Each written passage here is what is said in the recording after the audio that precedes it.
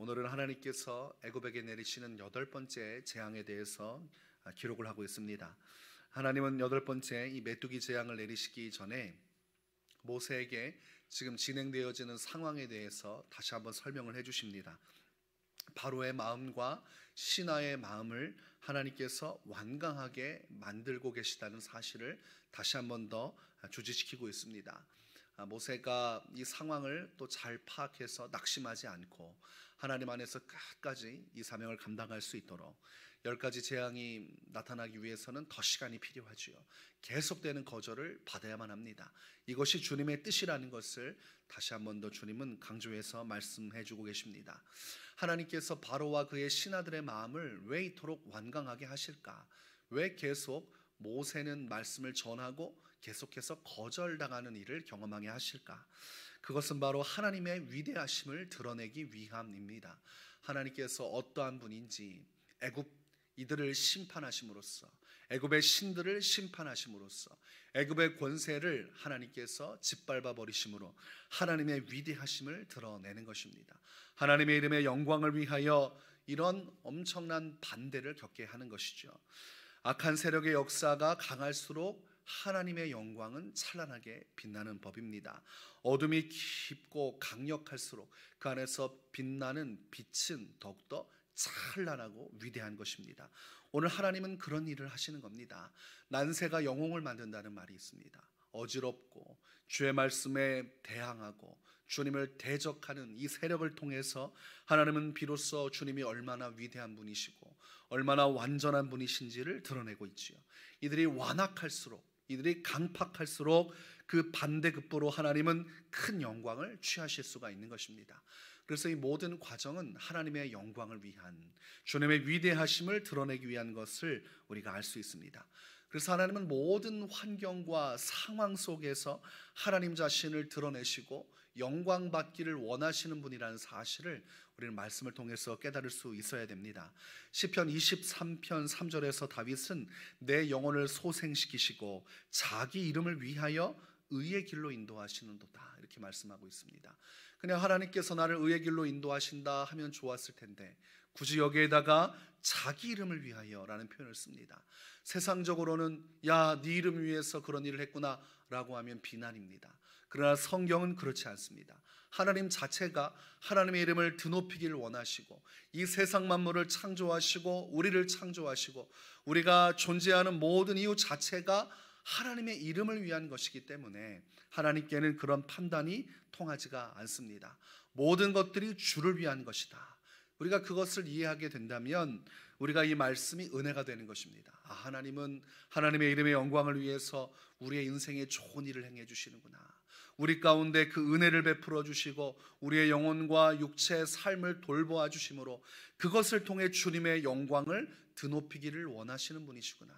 좋으신 분이시며 마땅히 우리의 찬양을 받아야 할 분이시구나. 이런 영적인 깨달음을 갖게 되는 것입니다. 그래서 하나님의 이름은 감추어지는 것이 아니라 드러나야 됩니다. 신앙인이라는 것은 하나님의 이름을 드러내고 그분의 위대하심을 찬송함으로써 그분의 이름을 드높이는 일에 전념할 때 그것이 바른 신앙인이라고 할 수가 있겠습니다. 그래서 이것을 잘한 사람이 다윗입니다.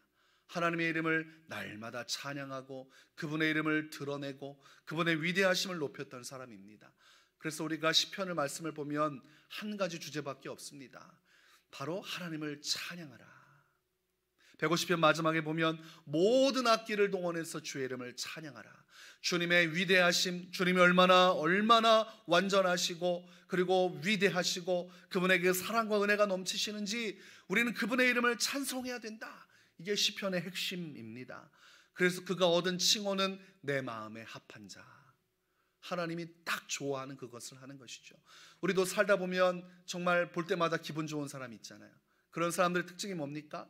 내가 뭘 좋아하고 무엇을 원하는지 그 의도를 파악해서 해주는 사람, 그 사람에게 마음이 가는 것입니다.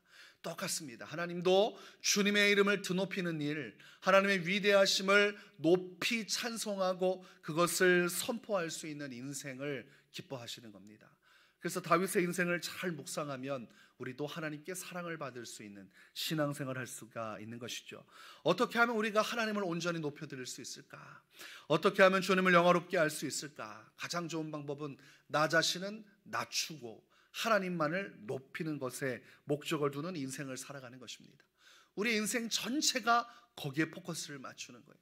나는 낮아지자, 그리고 내 인생 모든 수단과 방법을 동원해서 하나님만을 높여드리자.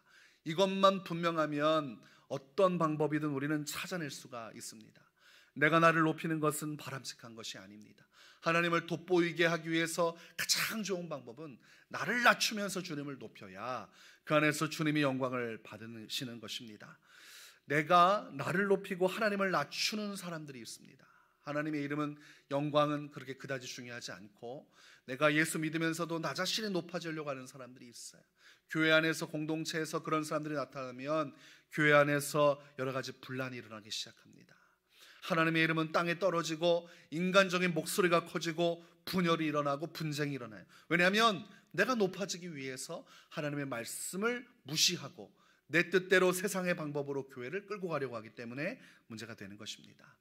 그렇게 나 자신을 높이고 하나님을 낮추는 신앙생활하는 사람, 주님이 마치 우리의 인생의 주관자가 아니고 우리 하나님께서 찬양을 받으실 분이 아닌 것처럼 주님을 부정하는 듯한 신앙생활하는 사람을 주님은 낮추십니다. 자기를 높이는 자는 고꾸라지게 되어 있습니다. 이사야 10장 33절에서 보라, 주 만군의 여호와께서 혁혁한 위력으로 그 가지를 꺾으시리니 그 장대한 자가 찍힐 것이요 그 높은 자가 낮아질 것이다. 하나님은 찍어내사 그 가지를 부서뜨리시더라도 그 권세를 무너뜨리겠다. 그 위엄을 무너뜨리겠다. 높아지고자 하는 자는 철저하게 꺾어내리시는 것, 그것이 하나님이십니다. 하나님께 마땅히 영광을 돌리지 않고 그 자리에 내가 들어가려고 하는 사람은 반드시 낮아지게 되어 있습니다.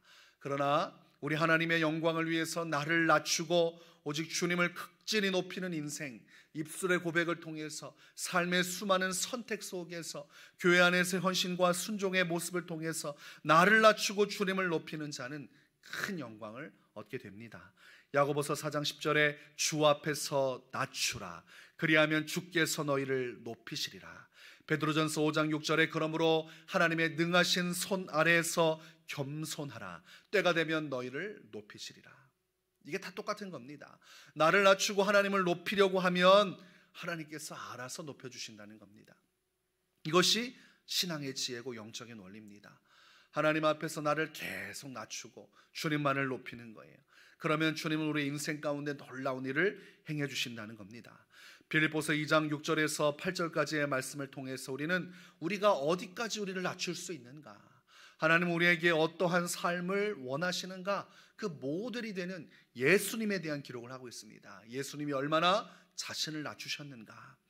그는 근본 하나님의 본체시나 하나님과 동등됨을 취할 것으로 여기지 아니하시고 오히려 자기를 비워 종의 형체를 가지사 사람들과 같이 되셨고 사람의 모양으로 나타나사 자기를 낮추시고 죽기까지 복종하셨으니 곧 십자가에 죽으심이라. 하나님께서, 창조주께서 사람 피조물의 육신을 입고 왔다는 겁니다. 신이 하나님이 되는 것은 참 어려운 일이죠. 우리가 이것을 어떻게 이해할 수 있겠습니까? 그리고 더군다나 그냥 사람이 아니라 종과 같이 되셨다고 되어 있습니다.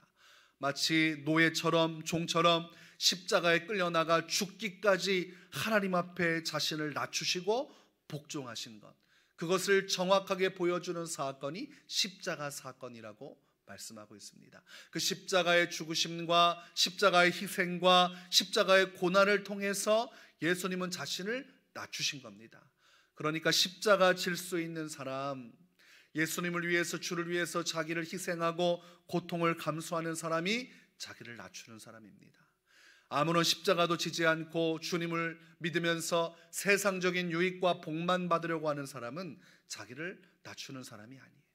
주를 위해 고난에 동참할 수 있는 사람, 주를 위해 내 것을 희생할 수 있는 사람, 이게 낮추는 겁니다. 진실로 그런 사람을 하나님은 높여주시는데, 예수님이 하나님으로서의 위치를 내려놓고 예수님이 마땅히 주인으로서의 자리를 내려놓고 종의 자리에 가사 자신의 목숨까지 내어드렸더니 주께서 예수님을 높여주셨습니다. 9절 이후에 말씀하기를 이러므로 하나님이 그를 지극히 높여 모든 이름 위에 뛰어난 이름을 주사 하늘에 있는 자들과 땅에 있는 자들과 땅 아래에 있는 자들로 모든 무릎을 예수의 이름에 꿇게 하시고 모든 입으로 예수 그리스도를 주라 시인하여 하나님 아버지께 영광을 돌리게 하셨느니라.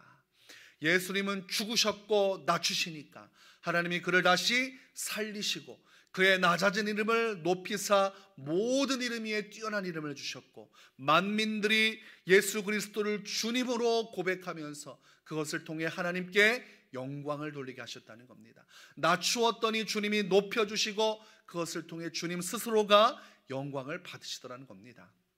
똑같습니다. 우리의 신앙생활도 똑같아요. 철저하게 우리를 낮출 때 주님이 높여주는 겁니다. 다윗이 많은 사람들 앞에서 어떻게 했습니까? 체면 내려놓고 아주 기뻐 뛰면서 주님을 찬양했습니다. 얼마나 흥겹게 뛰었는지 아니 옷이 벗겨지는 것도 몰랐어요. 그것을 아내가 보면서 조롱했습니다. 참 한나라의 왕이라고 하면서 채통을 지키시기 바랍니다. 그런데 이것이 하나님의 마음에 들지 않는 말이었어요. 하나님께서 그 안에 미갈의 태를 막아버리셨습니다. 그것은 무슨 말씀입니까? 다른 사람이 볼 때는 어처구니가 없고 민망한 상황이어도 하나님은 주님의 영광을 위해서 자신을 낮추고 기뻐하고 주를 위해 자신의 것을 드리는 사람을 기뻐하신다는 사실을 말씀하고 있는 것입니다. 체면치레하는 게 중요한 게 아니죠. 내 자존심 지키는 게 중요한 게 아닙니다. 신앙생활은 주님만 높아질 수 있다면 나는 얼마든지 자존심 구길 수 있는 것이어야 하는 겁니다. 그런 사람을 주님은 주목하시고 그런 사람의 인생을 들어 쓰시고 그런 사람에게 하나님은 반드시 그에 대한 상급과 은혜를 베풀어 주시는 겁니다. 고린도전서 4장 10절에서 사도 바울은 고백합니다. 우리는 그리스도 때문에 어리석으나 너희는 그리스도 안에서 지혜롭고 우리는 약하나 너희는 강하고 너희는 존귀하나 우리는 비천하여. 이 말씀은 자기학대적인 말씀이 아니에요. 자존감이 낮아서 우리가 이거밖에 안 된다라는 것이 아닙니다. 너희는 마땅히 누려야 할 영광을 다 받아도 우리는 주를 위해서 희생하는 자리로 가고 있다는 겁니다. 나는 굳이 이렇게 어리석을 필요도 없고 비천할 필요도 없지만 오직 주의 복음을 위해서 선택적으로 이 일 가운데 고통받으며 비천한 인생을 살아가기를 선택했노라는 사도 바울의 신앙의 고백이 있는 것입니다.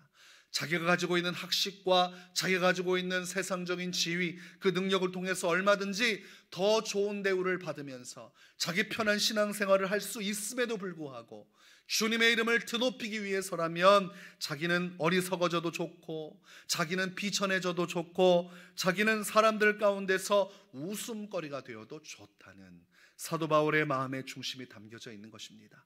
이런 신앙이 진국신앙이고 이런 신앙이 아름다운 신앙입니다. 그러면서 사도 바울은 디모데후서 4장 8절에 이제 후로는 나를 위하여 의의 면류관이 예비되었으므로 주 곧 의로우신 재판장이 그날에 내게 주실 것이며 내게만 아니라 주의 나타나심을 사모하는 모든 자에게도니라 이렇게 말씀합니다. 내가 나 자신을 낮추었기 때문에 나는 큰 기대를 하고 있는데 주님이 높여주시는 그날 주께서 나를 위하여 의의 면류관을 주실 것이다.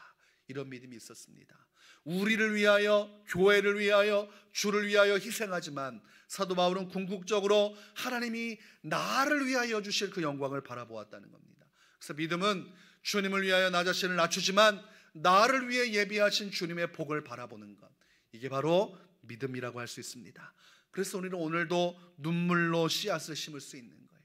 내 자신을 낮추며 복음의 씨앗, 헌신의 씨앗, 순종의 씨앗, 기도의 씨앗을 심는 겁니다. 그러면 하나님의 이름을 우리가 천하만민 중에 높이기 위해 우리 인생을 들여 살아가면 주님은 반드시 너는 내 마음에 합한 자다.